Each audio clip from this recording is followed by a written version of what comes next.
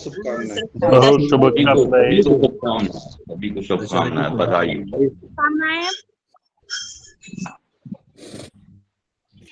सोने दशहरे गया की सोने सर के रहा। को यहीं पर विराम देते हैं और आगे चलते हैं हम द्वितीय सत्र।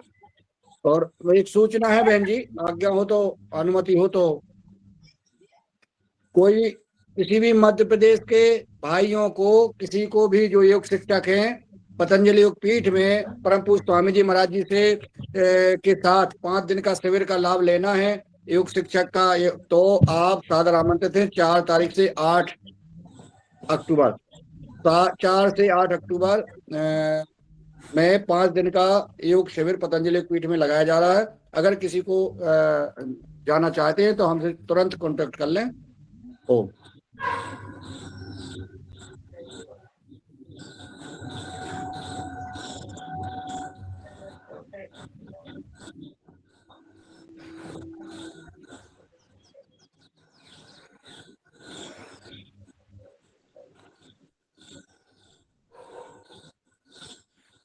आदरणीय माने जी, अपना माइक बंद करें जी। ओम जी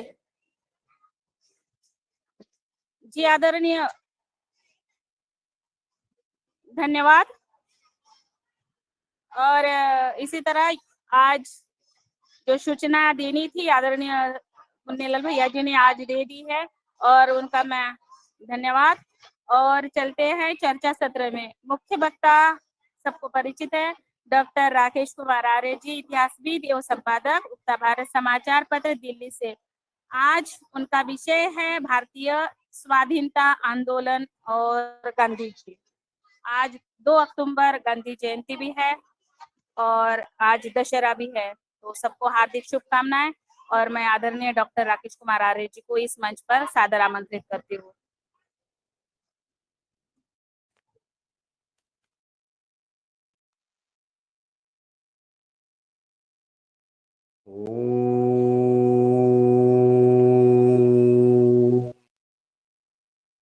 भूर्भुवः स्वः तत्सवितुर्वरेण्यं भर्गो देवस्य धीमहि धियो यो नः प्रचोदयात्।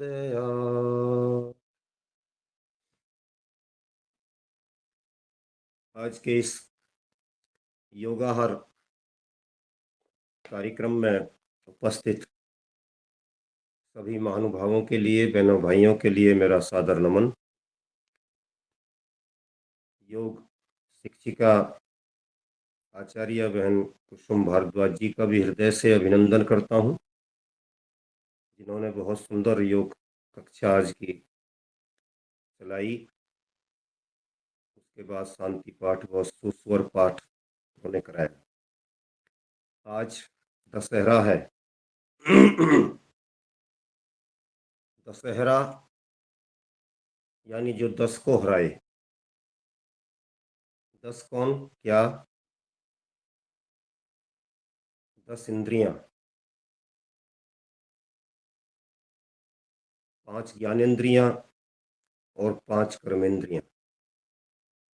9 दिन उनकी आराधना चलती है, एक एक केंद्र को छूते हुए, एक एक को हराते हुए, पराजित करते हुए।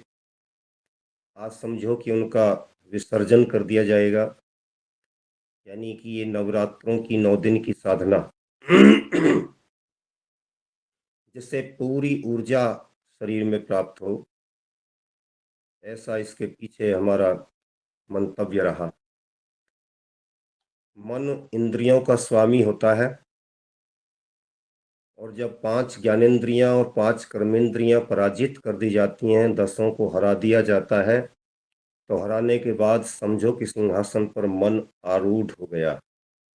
अब वो सब इसके नियंत्रण में है, उसके अधीन है। मन उनके अधीन नहीं है, बल्कि इंद्रियां ही मन के अधीन हो गई। मन का स्वामी, इंद्रियों का स्वामी मन आज सिंहासनारूढ़ हो गया, सिंहासन पर बैठ गया। दूसरा इसका अर्थ, और जो परंपरा हमारी रही है, दूसरी है विजयदशमी। तो विजयदशमी आज के दिन हमारे देश से, पूरे देश से, पूरे भारतीय उपमहाद्वीप से जो उस समय का आर्यावर्त हुआ करता था, उससे चारों ओर से मानसून हट गया है। अब के बाद की जो वर्षा होगी वो चक्रवाती वर्षा होगी, मानसून चला गया। तो ये जो नवरात्रे गए हैं, इनमें हमारे क्षत्रिय लोग अपनी सेनाओं की साज सज्जा के लिए तैयारियां करते थे।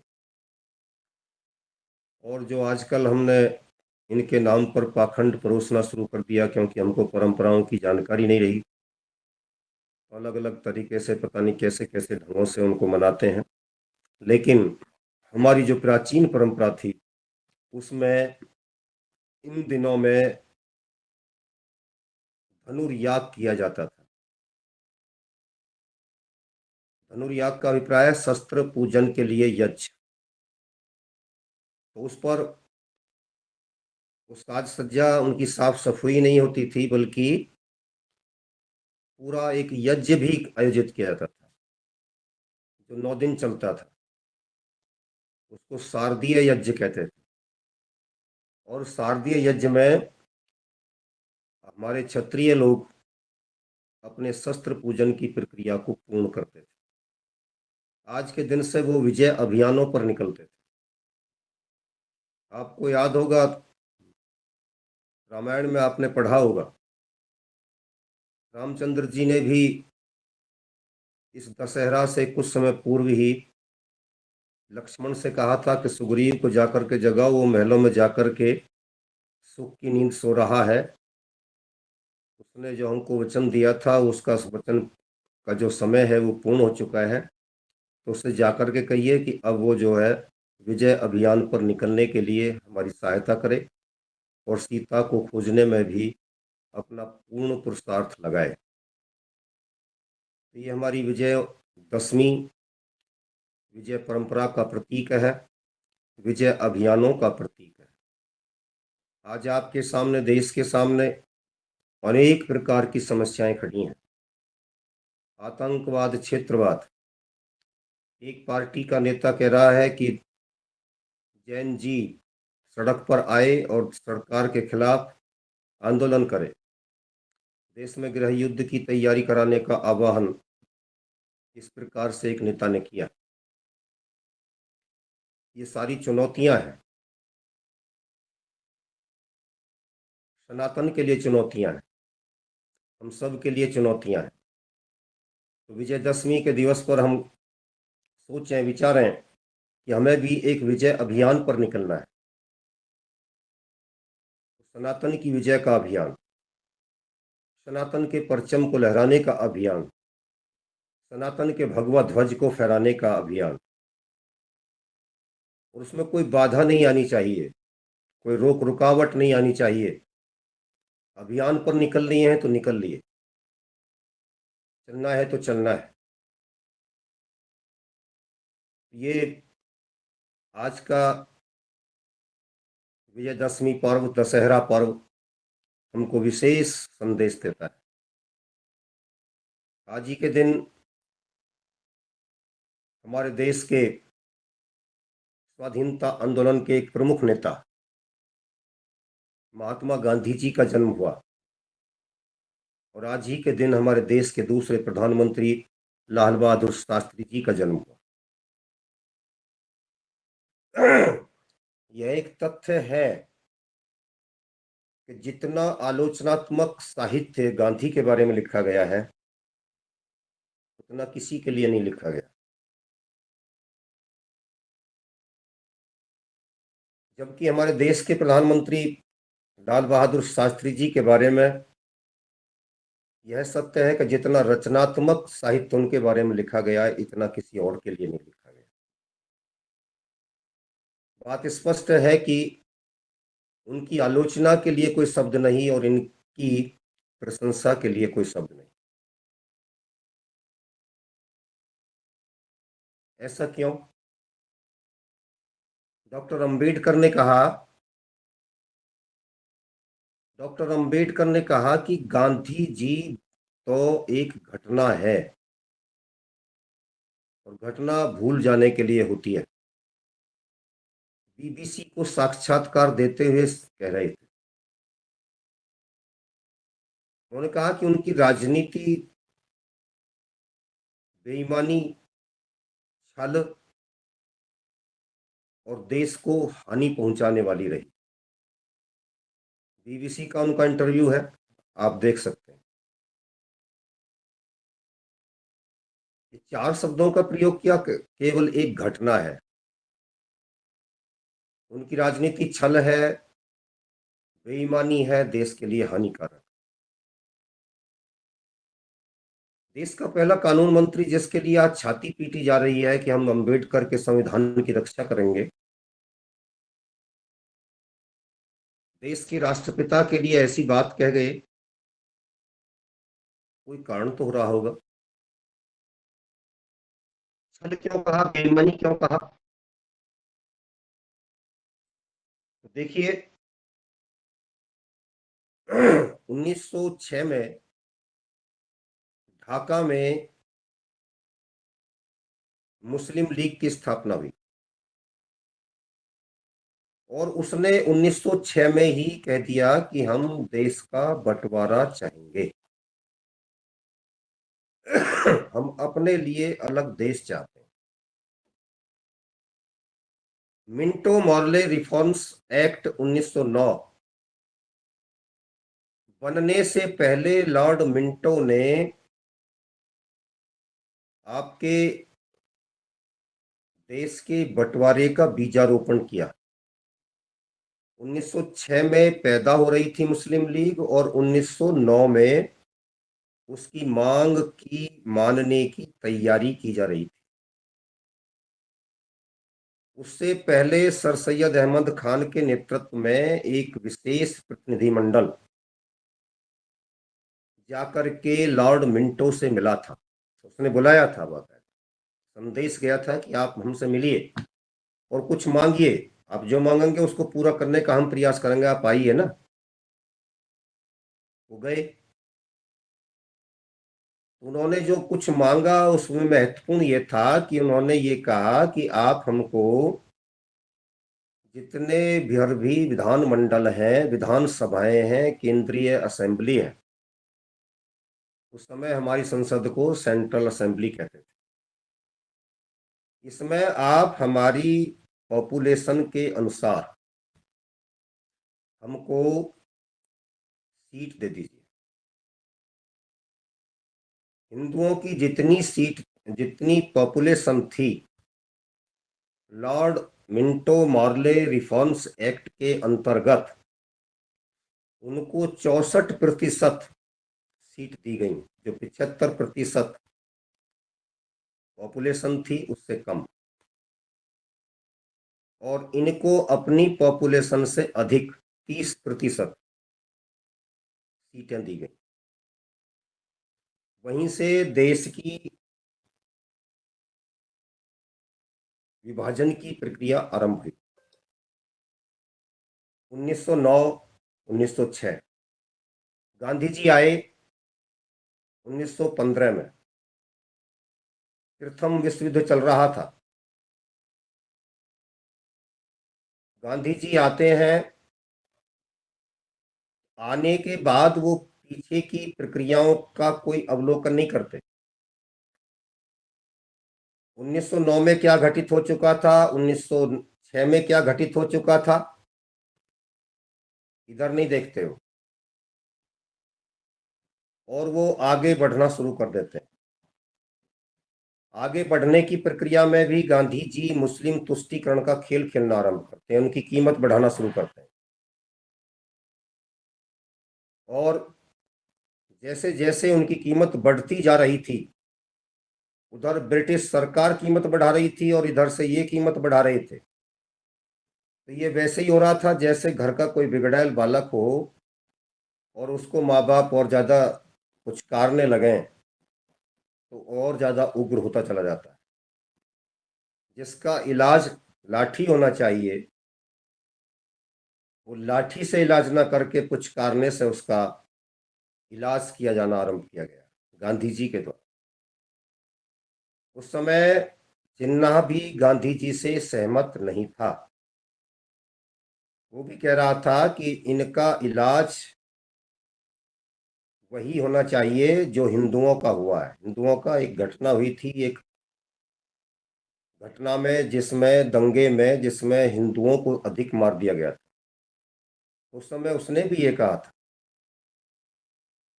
कि जो वहां पर हिंदुओं का इलाज हुआ है वो इनका होना चाहिए, क्योंकि ये भी उत्पात मचा रहे हैं। लेकिन गांधी जी ने उस बात को भी इग्नोर कर दिया। प्रथम विश्व युद्ध में हमारे जितने भर भी योद्धा थे, जितने भर भी सैनिक हमारे अंग्रेजों की ओर से प्रथम विश्व युद्ध में लड़ रहे थे, वो सारे के सारे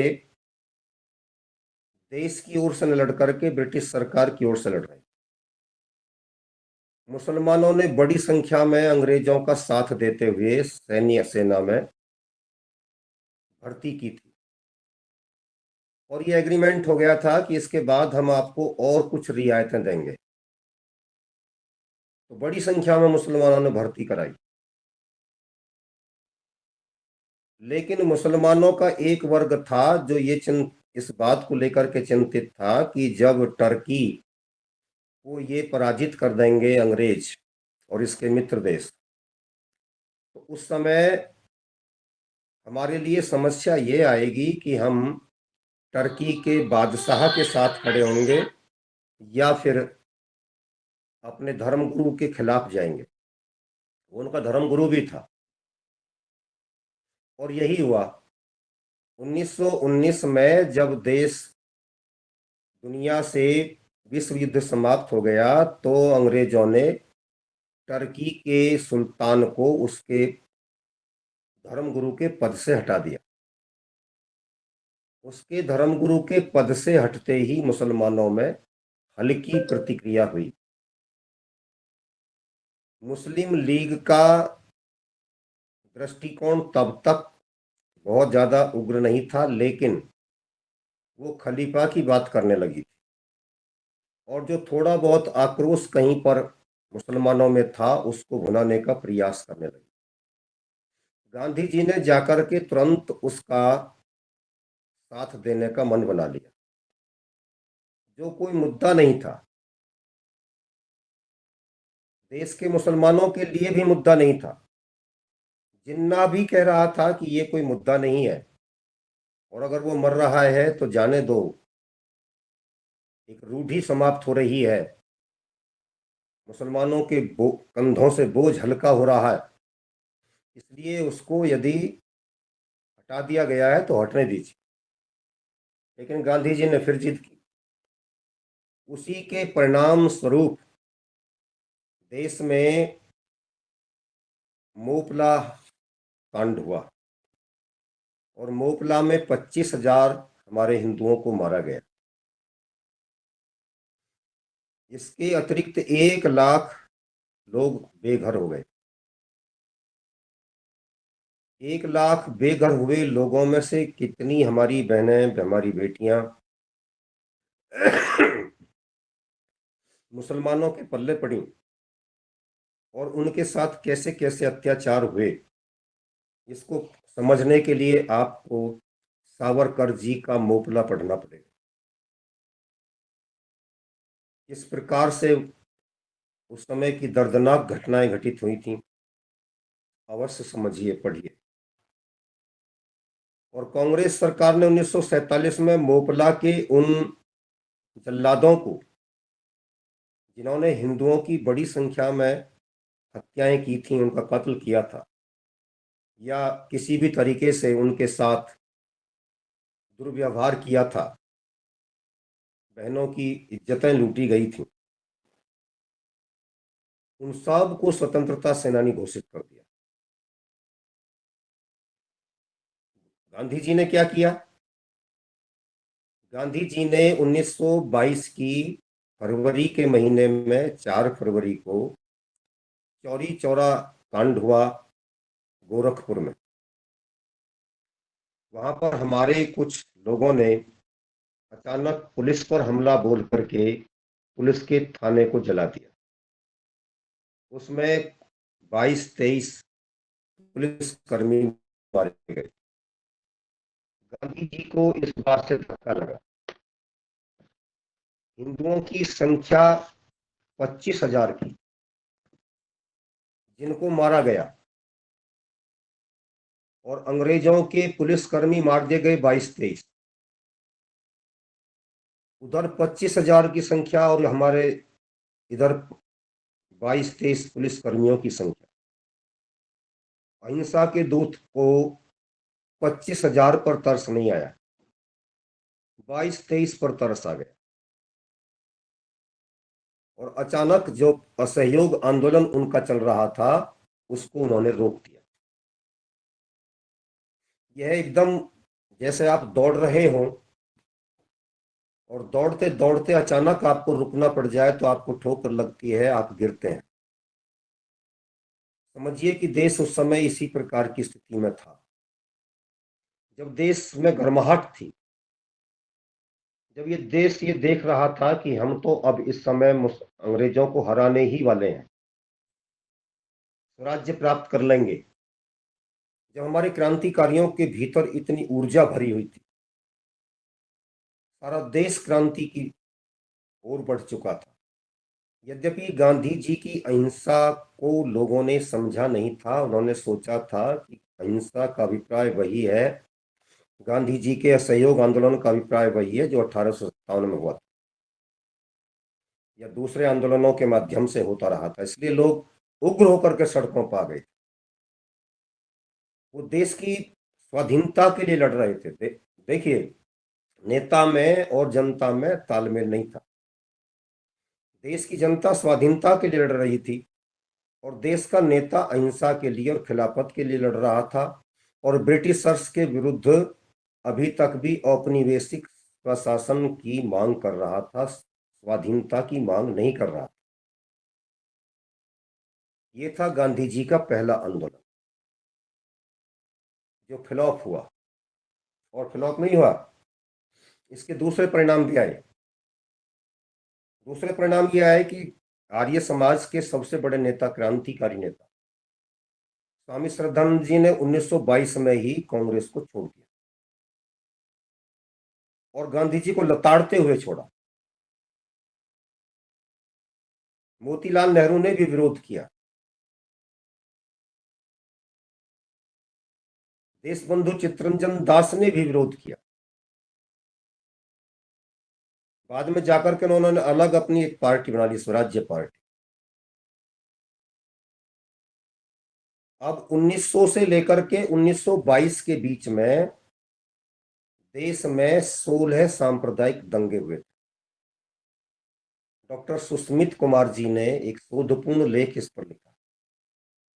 उन्होंने बताया कि 1900 से लेकर के 1922 तक देश का जो रिकॉर्ड बताता है उसमें 22 दंगे हुए थे, 16 दंगे हुए थे,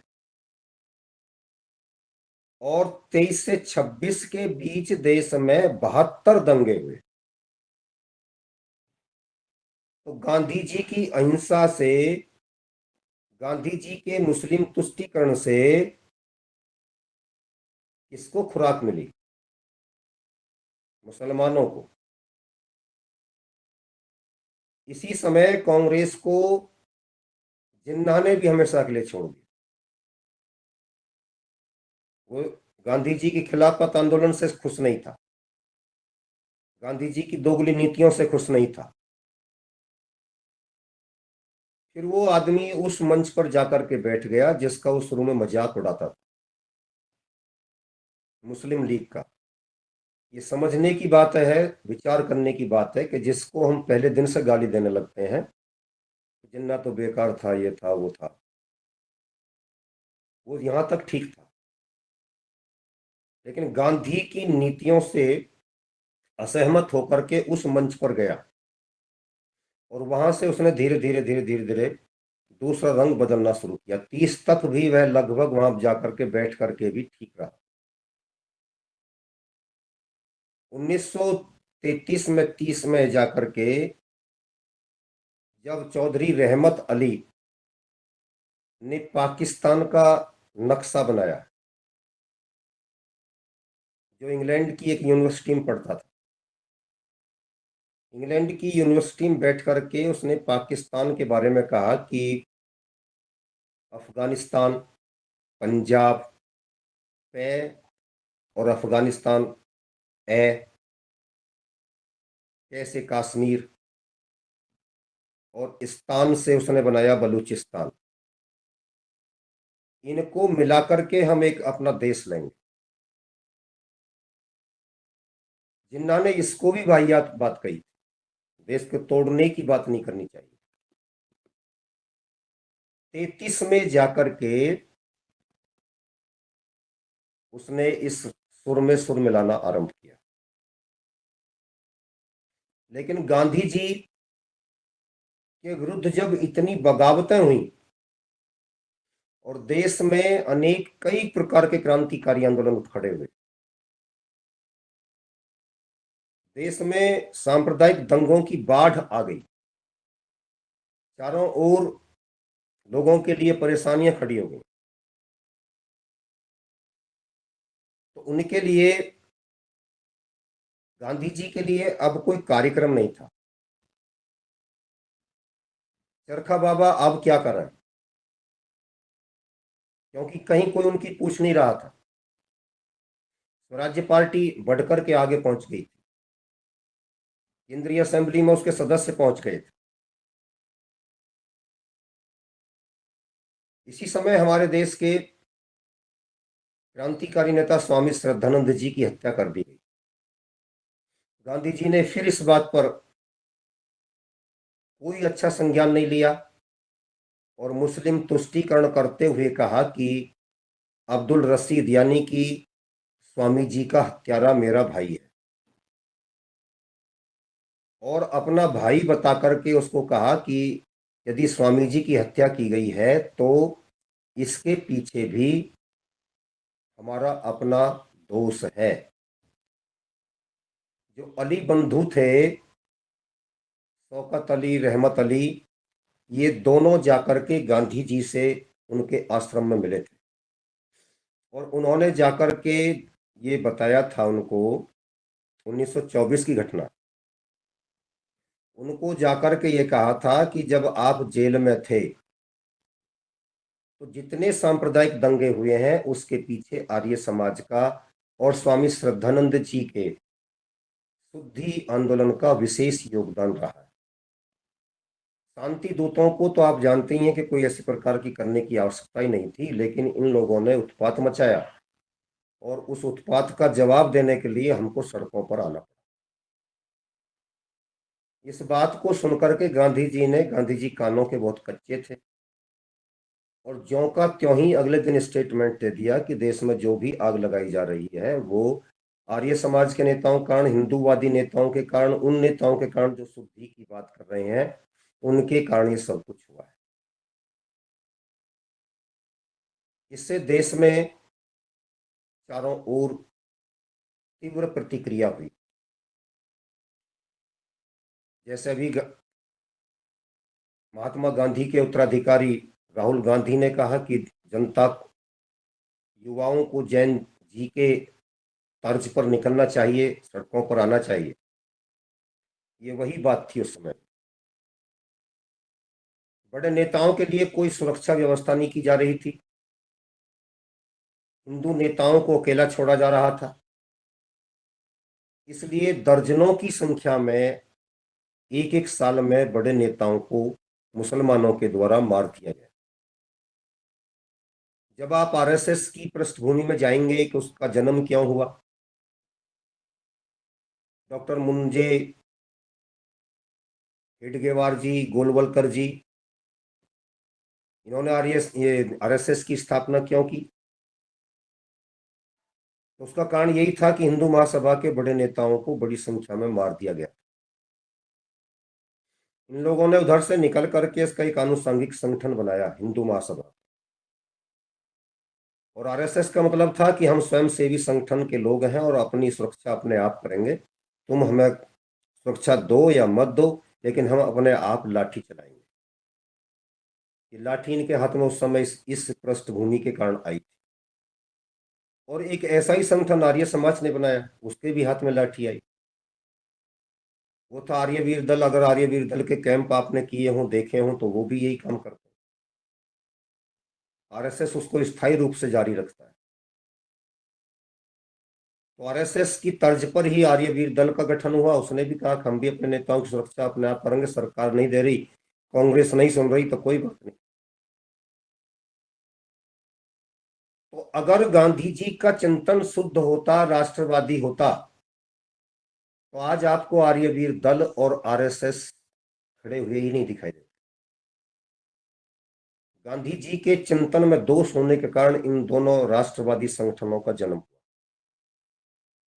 गांधी जी की नीतियों के, दोगली नीतियों के कारण जो बड़ी संख्या में लोग मर रहे थे, उनके प्रतिशोध के स्वरूप, उनकी प्रतिक्रिया स्वरूप इन दोनों संगठनों का जन्म हुआ, इनकी स्थापना की। गांधी जी उस समय तक भी, 1930 तक भी औपनिवेशिक स्वराज प्रशासन की मांग कर रहे थे।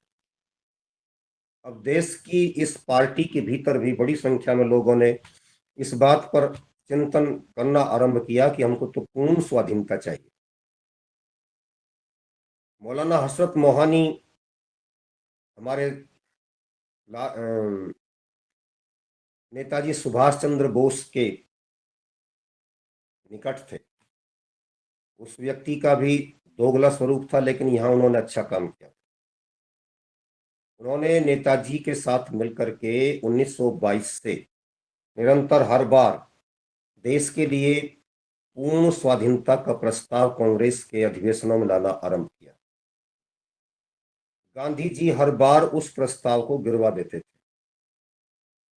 क्योंकि गांधी जी ब्रिटिश राजभक्त कहलाने में अपने आप को गौरवान्वित अनुभव करते थे। 1921 में ही गांधी जी ने अफगानिस्तान के शाह के लिए लेटर लिखा था कि आप भारत पर आक्रमण कीजिए, कांग्रेस तुम्हारा साथ देगी। और इसका आधार स्पष्ट करते हुए उन्होंने स्पष्ट किया था कि हम आपके लिए पलक पावड़े बिछाकर आपकी प्रतीक्षा करेंगे, क्योंकि हम मुसलमानों के शासन को विदेशी शासन नहीं मानते। औरंगजेब जैसे क्रूर बादशाह के प्रति भी उनका बहुत नरम दृष्टिकोण था। अभी सपा के एक प्रवक्ता ने कहा है कि मैं मोहम्मद साहब को दुनिया का सबसे बड़ा महापुरुष मानता हूं, यहां तक कि राम से भी बड़ा। तो ये जो नमाजवादी इस प्रकार की भाषा बोल रहे हैं, इससे पहले तो ये गांधी बोल गए। और औरंगजेब के बारे में उसने कहा कि औरंगजेब टोपी सी करके अपना गुजारा करता था, उस जैसा बादशाह मुझे इतिहास में कहीं दिखाई नहीं देता। यहां तक कि उसके शासन काल में कोई सांप्रदायिक दंगे भी नहीं। अब कहने के लिए यह है कि वो कह गए, तो कोई ऐसी बात नहीं है, क्या हो गया जी। जो उनके समर्थक हैं, उनके मस्तिष्क में ये बात आ सकती है, लेकिन गांधी जी ने जो कुछ कहा उसका परिणाम यह हुआ कि आपका पूरा का पूरा पिछला इतिहास हटा दिया गया। और फिर जितने भर भी आपके मुस्लिम शासक थे, वो सारे के सारे उदार दिखा करके प्रस्तुत कर दिए गए और कह दिया गया गांधी जी ने कहा था कि ये तो मुगलों ने तो बड़ा उपकार किया था कि वो यहाँ पर आ गए। इस एक वचन के कहने से, एक वाक्य के कहने से इतिहास पर यह विपरीत प्रभाव पड़ा। आज उसका सफाई अभियान चल रहा है। आज उसको यथावत तथ्यात्मक आधार पर उसी रूप में प्रस्तुत किया जा रहा है। अब लोगों के दिमाग में एक बात ये भी आ सकती है कि उसको तथ्यात्मक और प्रमाणिक कैसे माने। तो जब हम बदायूनी को पढ़ेंगे तो बदायूनी ने अकबर जैसे बादशाह की भी धज्जियां उड़ाई हैं। उसके बारे में बताया कि उसने कितने कितने पाप किए, कितने कितने अत्याचार किए। इसी प्रकार समकालीन जो उनके अपने साहित्य लेखक हैं, उन्हीं के, हिंदुओं के नहीं, उन्होंने क्या लिखा, गुरु गोविंद सिंह जी या उससे पहले कोई से गुरु जी क्या लिख गए, इन सब चीजों को निकाल करके जो तथ्यात्मक आधार पर चीजें निकाली जा रही हैं, या विदेशी इतिहासकार कोई लेखक यहाँ पर आया और उसने अपने संस्मरणों के आधार पर कोई पुस्तक तैयार की भारत के बारे में, तो उसमें क्या लिखा गया, ये चीजें तथ्यात्मक होती हैं, प्रमाणिक होती हैं। अब जो आप कह रहे हैं, आपके लेखक कह रहे हैं उस समय के, उनसे उनका मिलान करके देखा जाएगा तो पता चलेगा कि जो कुछ उसमें लिखा गया है वो इनसे मिलता है कि नहीं मिलता। यदि कहीं दूसरे के ग्रंथों में मरने वालों की संख्या 1000 बताई गई है या 1 लाख बताई गई है और आपके किसी इतिहास लेखक ने उसको 2 लाख बता दिया, तो अनुमान ये हो सकता है कि उसने थोड़ी कम बताई होगी ना थोड़ी ज्यादा बता दी होगी, तो बीच निकाल लीजिए, या उतनी ही मान लीजिए, 1 लाख ही मान लीजिए आप, तो प्रमाणित तो हुआ ना। मैं ये बात इसलिए कह रहा हूँ, कई हमसे भी कह देते हैं कि जी ना उस समय आप थे ना कोई और था, क्या इस बात को ही कैसे मान लें कि आप जो कह रहे हैं वो ठीक है। तब हम उनको ये बात बताया करते हैं। गांधी जी ने 1931 के आते आते गोलमेज सम्मेलनों का ढोंग रचना शुरू किया। मैं ढोंग बहुत गंभीरता के साथ कह रहा हूं। एक भी गोलमेज सम्मेलन में गांधी जी कोई अपने मनपसंद की शर्त मनवा करके नहीं निकले थे। 6 शर्तों को लेकर के गए थे, 6 में से एक शर्त भी अंग्रेजों ने नहीं मानी थी। असहयोग आंदोलन पिटा, चलती हुई जंग को अचानक रोक दिया। जितने भर भी गोलमेज सम्मेलन, 2 गोलमेज सम्मेलन हुए, दोनों गोलमेज सम्मेलनों में मैंने लिखा है कि गोलमाल होकर के गांधी चले आए, कोई सफलता नहीं लेकर के आए। क्रांतिकारियों के लिए कह दिया कि मैं इन्हें नहीं छुड़वाऊंगा। सरदार भगत सिंह को उस समय फांसी दी जा रही थी, उनके साथियों को फांसी दी जा रही थी, और गांधी जी ने उनका जिक्र तक नहीं किया।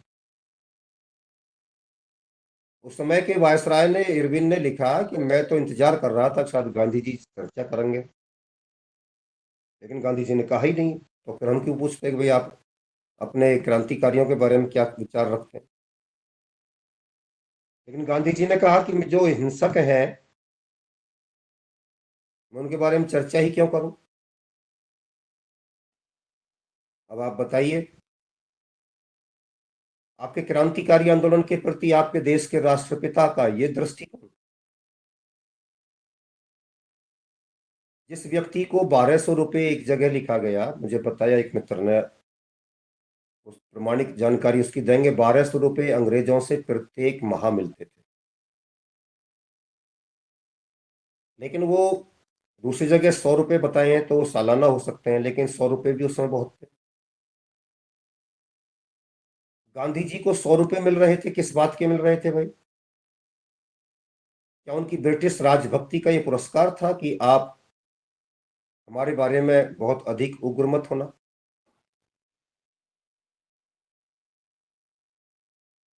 क्यों पेंशन ले रहे थे आप उनसे? जब भी आप कोई लेटर लिखते थे, गांधी जी ने जितने भर भी अंग्रेजों के लिए लेटर लिखे, वायसराय के लिए, ब्रिटिश राजभक्त का एक विनम्र सेवक, आप विनम्र सेवक बता रहे हैं, और सावरकर जी को जो है आप माफी वीर कह करके उसका अपमान करते हैं। आपका राष्ट्रपिता हर बार माफीनामा लिखते हुए बीच में लास्ट में जाकर लिखता है, कष्ट हुआ हो, आपके हाथ को, आपके दिल को चोट पहुंची हो, तो आपका विनम्र सेवा। ये क्यों नहीं पढ़ाया जाता? क्यों नहीं इस सत्य को निकाला जाता? दांडी मार्च का समय आ गया। दांडी मार्च के माध्यम से गांधी जी ने नमक सत्याग्रह किया। पूरे देश को कुछ पता नहीं था कि गांधी जी नमक सत्याग्रह कर रहे हैं, क्या अर्थ है इसका, क्या मीनिंग है। लेकिन सविनय अवज्ञा आंदोलन चला। देश के दूसरे प्रांतों के लोगों ने साथ दिया, कहीं दूसरे कानूनों को लेकर के विरोध किया गया। लेकिन इस आंदोलन को भी गांधी जी ने 1934 में असहयोग आंदोलन की भांति वैसे ही अचानक रोक दिया, जैसे असहयोग आंदोलन को रोका था। असफल हो गया, पूरी तरह असफल। एक भी शर्त को मनवाने में गांधी जी सफल नहीं हुए। और गांधी जी जिस बात को लेकर के आंदोलन के लिए निकले थे कि मुझे स्वराज चाहिए, कोई स्वराज नहीं किया गया। स्वराज का जिक्र तक नहीं आया किसी शर्त में। आप गांधी इरविन पैक्ट को पढ़कर के देखना। स्वराज्य दे दिया जाएगा या अमुक समय पर हम विचार कर सकते हैं या इन शर्तों पर विचार कर सकते हैं, इतना तक भी नहीं लिखा गया। मैंने नाम दिया आपको क्योंकि समय बहुत कम होता है, इस पर सारी बातें। गांधी इरविन पैक्ट पढ़ कर देखिए, कहीं नहीं मिलेगा। 3-4 मिनट में हम बात को समाप्त करेंगे। अब आता है अगला वाला आंदोलन, गांधी जी का 1942 का भारत छोड़ो आंदोलन, जिसे इतिहास में बताया गया है कि इसको अगस्त क्रांति भी कहते हैं। अगस्त क्रांति के लिए मैं कई बार आप लोगों के बीच में चर्चा कर चुका हूं कि अगस्त क्रांति 9 अगस्त को शुरू हुई थी और 10 अगस्त की सुबह तक खत्म हो गई थी। यानी रात्रि रात्रि में ही 8 अगस्त की रात्रि में कुछ उठाए गए थे, कुछ 9 और 10 की रात्रि में उठाए गए थे। इस तरीके से कांग्रेस के जितने बड़े नेता थे सब जेलों में जाकर के डाल दिए गए। बिना नेता के मार्गदर्शन के, बिना नेता की परमिशन के देश के लोगों ने गांधी जी का ये भारत छोड़ो आंदोलन लड़ा। अरुणा आसफ अली स्वयं इसका नेतृत्व कर रही थी, जो चौथी पंक्ति की नेता थी। और उन्होंने इसके 20वें वर्ष बाद, स्वाधीनता के बाद जाकर के ये कहा था, बल्कि मुझे लगता है 2000 के भी बाद, वो भी कुछ समय पहले ही गई थी, तब उन्होंने कहा था कि मुझे नहीं लगता कि भारत छोड़ो आंदोलन के कारण देश आजाद हो गया, क्योंकि उस समय जितने भर भी हमारे नेता थे सब उठा करके भीतर डाल दिए गए। उन्होंने स्वयं ने ये कहा। अब गांधी जी का आंदोलन तो लड़ा जाता है 1942 में, भारत छोड़ो आंदोलन, भारत छोड़ा जाता है 1947 में, 5 साल बाद। इसको कैसे जोड़ देंगे आप कि जो पूर्णतया फ्लॉप आंदोलन था उसका परिणाम ये निकला। और उस बात को याद कीजिए कि गांधी जी का ये आंदोलन जब सारे फ्लॉप हो गए और देश का प्रधानमंत्री नेहरू को बना दिया गया, तो गांधी जी के शिष्य नेहरू ने देश का इतिहास किस प्रकार बदलवाया, जानबूझ करके, कह करके, स्पष्ट निर्देश दे करके कि ऐसा इतिहास लिखिए जिसमें गांधी जी ऊपर दिखाई दे। और वो कार्य उन्होंने आरसी मजूमदार को सौंपा दिया था, लेकिन उनसे छीन करके, उनको धमका करके, उनके द्वारा लिखे गए इतिहास को कूड़ेदान में फिकवा करके अपने पसंदीदा मौलाना ताराचंद से इतिहास लिखवाया। उसको हम पढ़ रहे हैं और उसको पढ़ करके हम गीत गा रहे हैं कि स्वाधीनता का आंदोलन गांधी जी के इर्द गिर्द घूमता रहा। लाखों की संख्या में लोगों ने अपने बलिदान दिए, लाखों की संख्या में लोग दंगों की आग में झुलस गए, उनके परिवार मिट गए। जो आज बंगाल फाइल्स देख रहे हैं और वहां पर जो एक किलेबंदी करके हिंदुओं को भीतर ही भीतर भूना जा रहा है, यही स्थिति उस समय पूरे देश की थी। आज जैसे हम और आप कुछ नहीं कर पा रहे हैं उन बंगाल के लोगों के लिए, हिंदुओं के लिए, उसी प्रकार उस समय भी ये हो रहा था। तो आज हम अपने देश के पहले प्रधानमंत्री, जिन पर कभी फिर बाद में चर्चा करेंगे, उनको विनम्र श्रद्धांजलि अर्पित करते हैं। गांधी जी को भी श्रद्धांजलि देते हैं। लेकिन शास्त्री जी ने विषम परिस्थितियों में देश का नेतृत्व किया, और देश का नेतृत्व करते समय उन्होंने ये दिखाया कि किस प्रकार से भारत पौरुष का प्रतीक है, वीरता का प्रतीक है। भारत झुकता नहीं है, और भारत के पास संसाधन चाहे कितने ही कम हो, रोटी भी क्यों ना हो आती, तो भी वो अपनी सम्मान के लिए लड़ना जानता है। हम ऐसे अपने लड़ाकू, स्वाभिमानी प्रधानमंत्री को बहुत विनम्रता के साथ स्मरण करते हैं। मैं अपने इस मंच के प्रेरणा स्रोत आदरणीय पवन जी को जन्म दिवस की हार्दिक बधाइयां देता हूं। पिछले बार मैं समझ नहीं पाया था कि आज विशेष दिवस क्या है। थोड़ी देर के लिए मैं जुड़ा था, अचानक मुझे दूसरी जगह जाना पड़ा था। तो मैं उनके प्रति, उनके कार्य के प्रति विनम्रता प्रदर्शित करते हुए परमपिता परमेश्वर से ये प्रार्थना करता हूँ कि वह जिस दिव्य मिशन पर निकले हैं, उनका वह दिव्य मिशन सफल हो। माँ भारती के सच्चे सपूत की भांति वह निरंतर आगे बढ़ते रहें और हम सब का मार्गदर्शन करते रहें। इन्हीं सद्भावनाओं के साथ, शुभकामनाओं के साथ अपनी वाणी को विराम देता हूँ। आपको दशहरा पर्व की एक बार फिर शुभकामनाएं। दशहरा से अपने लाल बहादुर शास्त्री को जोड़िए। लाल भी था, बहादुर भी था और शास्त्री भी था, उसको जोड़िए, देखिए फिर कितना आनंद आएगा। ओम शांति। जी ओम। बहुत अच्छी चर्चा आज रही हमारे आरजी द्वारा। निश्चित रूप से हमें नया ज्ञान दिया गया है, और किस तरह से हमारे देश के साथ इतिहास में जो छल किया गया है वो आपने बताया।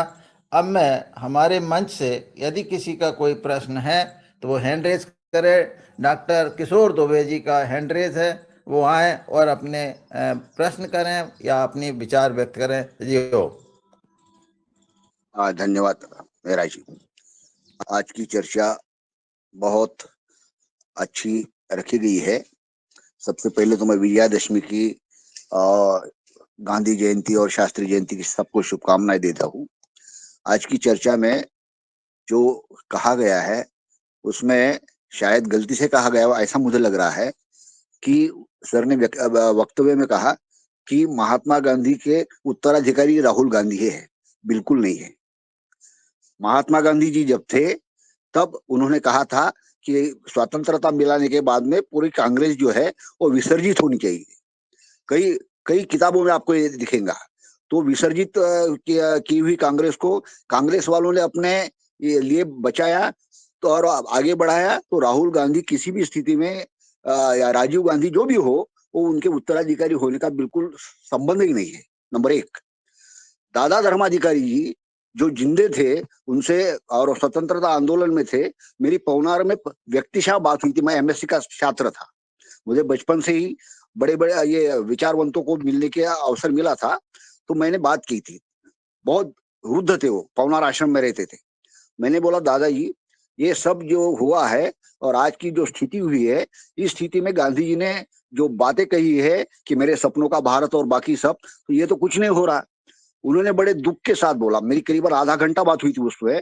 वो बोले गांधी जी का उपयोग ये सब लोगों ने सिर्फ नेतागिरी पाने के लिए स्वतंत्रता का मोहरा उनको बनाया, लेकिन स्वतंत्रता मिलने के बाद उनकी एक भी बात मानी नहीं गई, एक भी बात सुनी नहीं गई।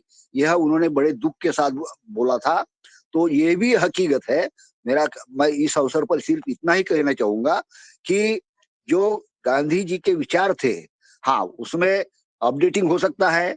उसमें जैसा वैज्ञानिक परिभाषा में होता है कि पुरानी थ्योरी और 10-20 साल के बाद में रखी गई अपडेटेड थ्योरी, तो नेचुरली पुरानी थ्योरी हमको भूल जानी चाहिए। तो इतिहास बिंदु ने भी इस तरह से ही होना चाहिए कि गांधी जी ने 21 में, 22 में, 25 में, 30 में जो थ्योरी रखी होंगी और 45, 47 में जो थ्योरी रखी होंगी, उस परिप्रेक्ष्य में वो दिखना चाहिए और उस परिप्रेक्ष्य के आधार पर आलोचना जरूर होनी चाहिए। मैं आलोचना के खिलाफ बिल्कुल नहीं हूँ, लेकिन आलोचना करते समय अपडेटेड जो थ्योरी है उस हिसाब से वो बातें चलनी चाहिए। एक और अंतिम बिंदु ये है कि आज भी राष्ट्रीय स्वयंसेवक संघ और बाकी परिपेश में जो चर्चाएं चल रही है और पूरे देश विदेश में उसमें काफी सारे डिस्कशंस हो रहे हैं, उसमें एक जो बिंदु माइनस में जा रहा है, जो संघ को भी और संघ वाले विचारधारा वालों को अपडेटेड करने की जरूरत है कि हम समता समरसता यदि बोलते हैं तो सिर्फ हिंदू की बात करके नहीं होना चाहिए। हिंदू के अलावा बाकी भी जो कौम है, चाहे मुस्लिम हो, क्रिश्चियन हो, बाकी भी जो है, वो जिस दिन इस परिपेश में आ जाएंगे, संघ के विचारधारा में आ जाएंगे, संघ के साथ में रहेंगे और कंधा मिलाकर हर जगह पे शासन में हो व शासन के बाहर में हो समरसता करेंगे, समता करेंगे, तभी सही पैमाने में भारत का संविधान और देश अच्छा होगा और देश विश्व गुरु बनेगा। धन्यवाद।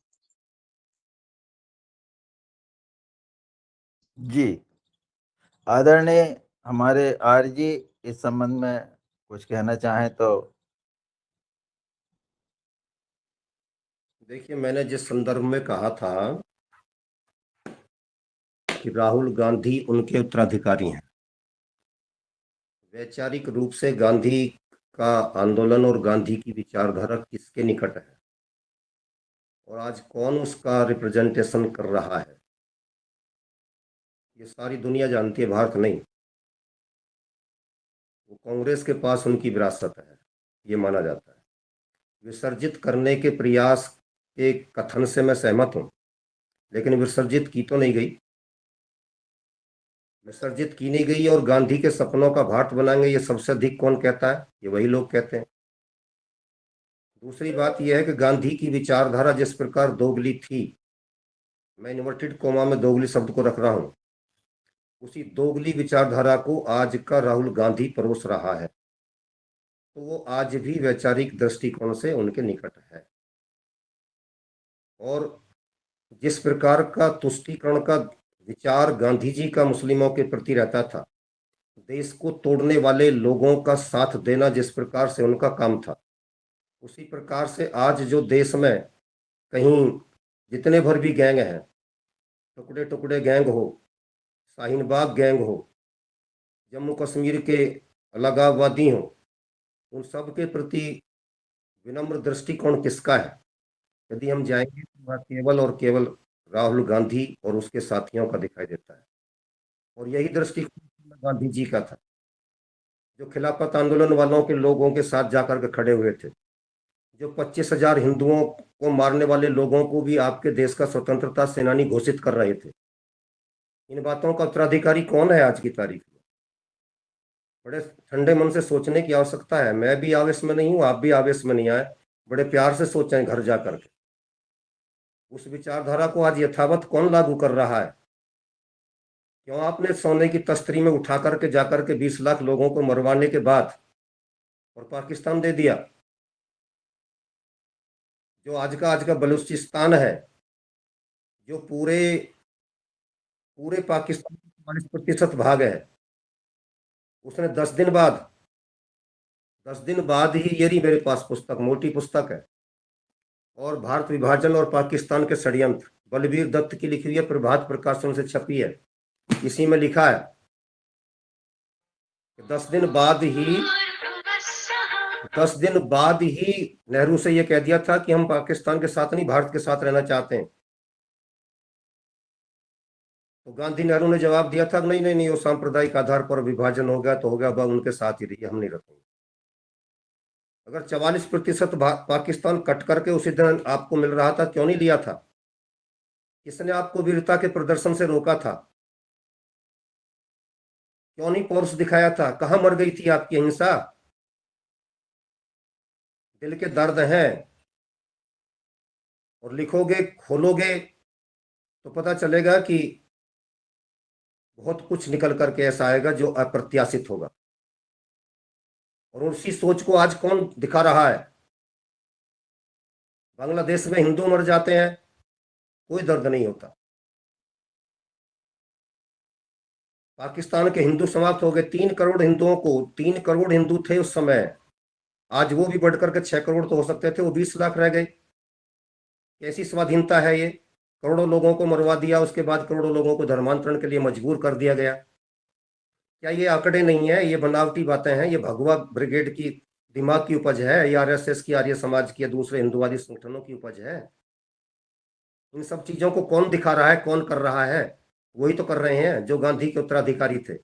इसलिए मैंने बहुत गंभीरता के साथ कहा था, फिर कह रहा हूं कि गांधी का उत्तराधिकारी राहुल गांधी है। जी धन्यवाद। जी ओम। बिल्कुल, जो चीजें हैं वो स्पष्ट होते जा रही है, और ये तो हम गोलमेज सम्मेलन के समय से ही ये महसूस कर रहे हैं छलवत।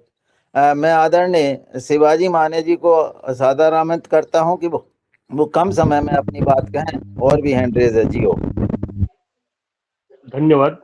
बड्डे गौवन तत्र आदरणीय किशोर जी, मैं आपसे सहमत नहीं हूँ। ब्राह्मिक और अब्राह्मिक सोच के बीच में आप जैसे बोल रहे हैं समरसता लानी चाहिए, ये गलत है, ये गलत होगा। ये दूसरा गांधी पैदा करने की विचार है। ये सब परोपजीवी मजहब है, इससे वो शामिल एकत्रित नहीं हो पाएंगे, चराचर सृष्टि दुरुस्त नहीं हो पाएगी। ब्राह्मिक विचारों से ही ये चराचर सृष्टि दुरुस्त हो पाएगी। नेचर के अगेंस्ट आप जो समरसता का ख्याल रख रहे हो, ये पूरा का पूरा गलत है। धन्यवाद। जी आदरणीय स्वास्तिक से यानी शरद वर्मा जी को मैं सादर आमंत्रित करता हूँ भैया। मुख्य अतिथि को प्रणाम, सदन को कोटि कोटि प्रणाम। मुख्य अतिथि जी, जैसे हम लोगों को मुगल की किताबें पढ़ाई जा रही थी तो अब काफी सारी हट गई हैं, इसके लिए आपको बहुत बधाई। और वो चीजें बार बार मंच पे उठी तो वो आज भारत सरकार ने भी उसमें परिवर्तन लाए। ये छोटे छोटे आपके जो प्रयास रहते हैं वो कहीं नींव के पत्थर साबित होते हैं। ऐसे ही ये जो पंथ में मुसलमान से हिंदू, हिंदू से मुसलमान जो लड़कियां भागती हैं, ऐसे पंथ में भी रिजर्वेशन होने चाहिए कि आप अपने ही पंथ में हिंदू हिंदू में ही शादी करें। इसके कानून भी आने चाहिए। ये भगाने का क्या है, कानून ही तो देना है, एक कानून का जोला उसको पहनाना चाहिए कि भैया जो जिस पंथ में है उसी में शादी करे। मुसलमान है तो मुसलमान में करे, हिंदू है तो हिंदू में करे, ये जो है उसका उसमें करे। एक दूसरे को परमिशन दे के फिर लड़ाई करना और फिर उसको हल करना कि भैया तूने हमारी लड़की को ले गया या हमने तुम्हारी लड़की को ले गया, तो ये प्रश्न कहाँ से आता है? ये कानून की कहीं ना कहीं कमजोरी है। आपके मंच के द्वारा उठाई गई भारत सरकार आज मान रही है। आपने बहुत सारे छोटे छोटे मुद्दे 2-3 साल में उठाए, सारे किताबों में परिवर्तन होते नजर आ रहे हैं। हमें लगता है कि आपका जो मंच है बहुत शक्तिशाली है और आप इन चीजों को जरूर पहुंचाएं। ये समस्याएं हमेशा के लिए खत्म होना चाहिए, जिससे हिंदू अपनी बच्चियों को कहीं भी पढ़ने के लिए भेज सके। आज बहुत सारी बच्चियां पढ़ने से वंचित इसलिए रह जा रही हैं कि उनके माँ और पिताजी को संकेत है कि हमारी बच्ची जाएगी तो वो कहीं ऐसा ना हो कि वो रास्ता भटक जाए, क्योंकि रास्ते भटकाने वाले तो जब राम थे जब भी था, तो वो रास्ता जो भटकाने वाले हैं उन पे नकेल कसनी चाहिए और कानून का इतना तगड़ा वो करना चाहिए कि कोई भी एक मजहब से दूसरे मजहब में ना ही शादी कर पाए, ना ही उसके कोई अधिकार, सारे अधिकार वंचित हो जाना चाहिए। आज एक मुसलमान शादी करके आदिवासी की जमीन लेना चाहता है तो ले लेता है। एक ईसाई आज एक बच्ची को आदिवासी की शादी करके उसकी जमीन भी हथिया लेता है और बच्ची भी ले लेता है।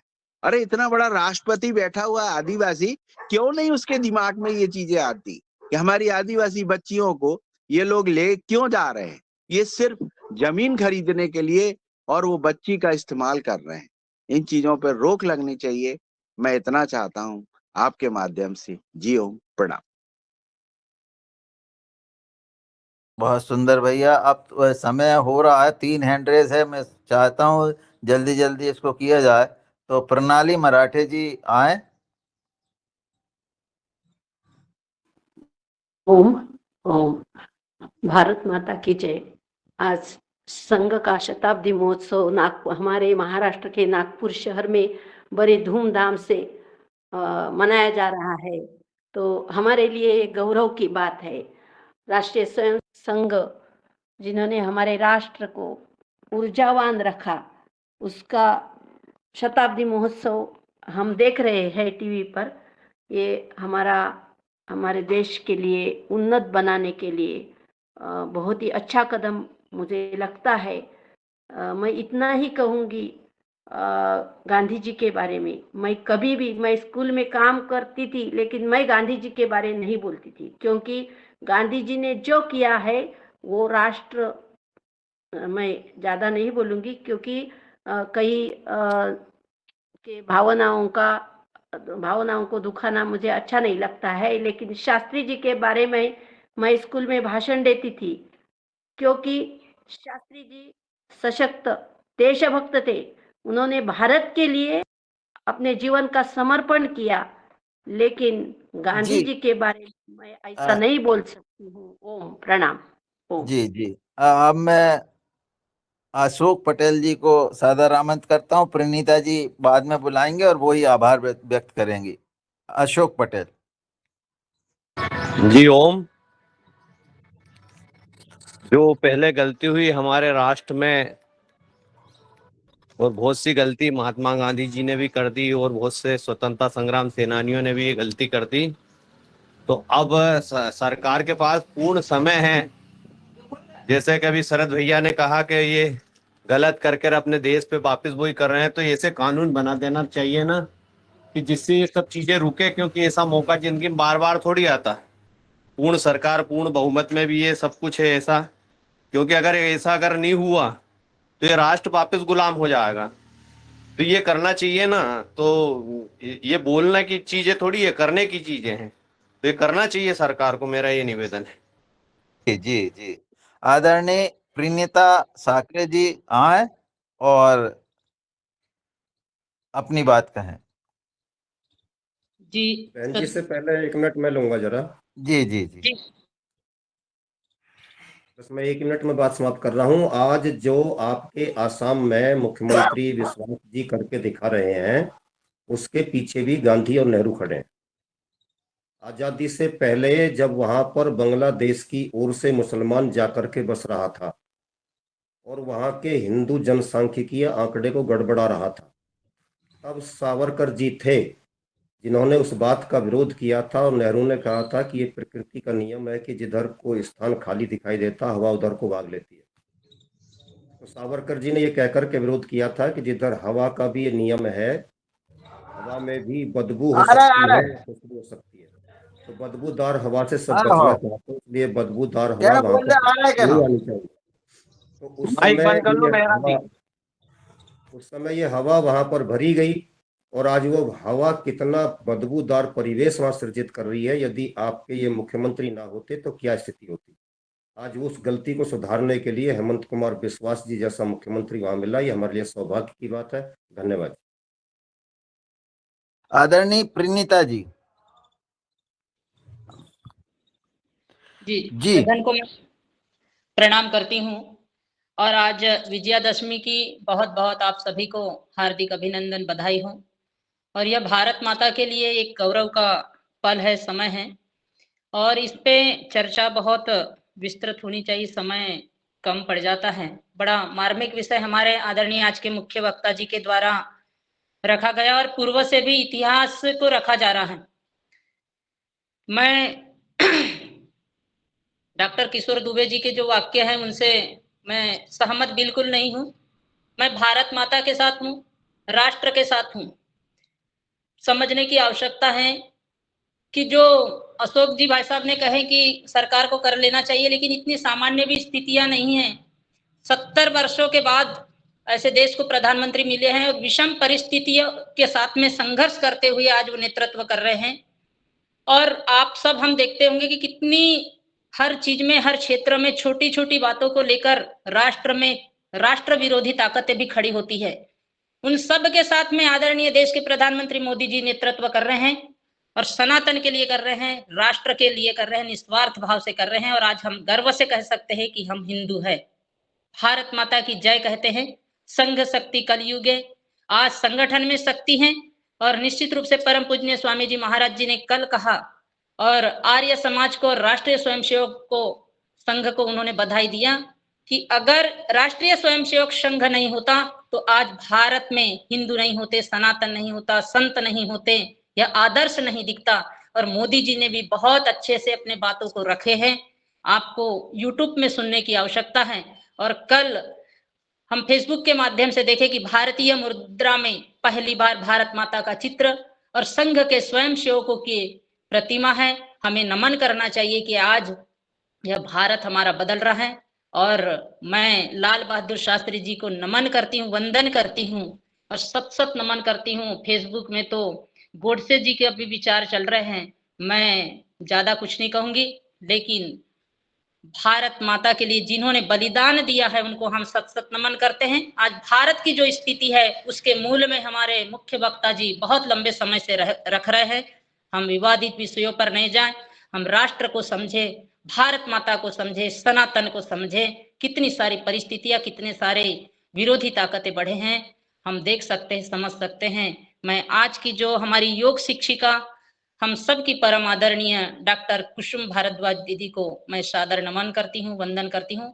और आज के मुख्य वक्ता जी को भी मैं सादर चरण स्पर्श प्रणाम करती हूँ और हृदय से धन्यवाद देती हूँ कि आज कहीं ना कहीं सुभाष चंद्र बोस और ऐसे अनेक क्रांतिकारियों की आवाज को आप बुलंद कर रहे हैं। हम आपके साथ खड़े हैं, आर्य समाज के साथ खड़े हैं, राष्ट्रीय स्वयंसेवक संघ के साथ खड़े हैं, अपनी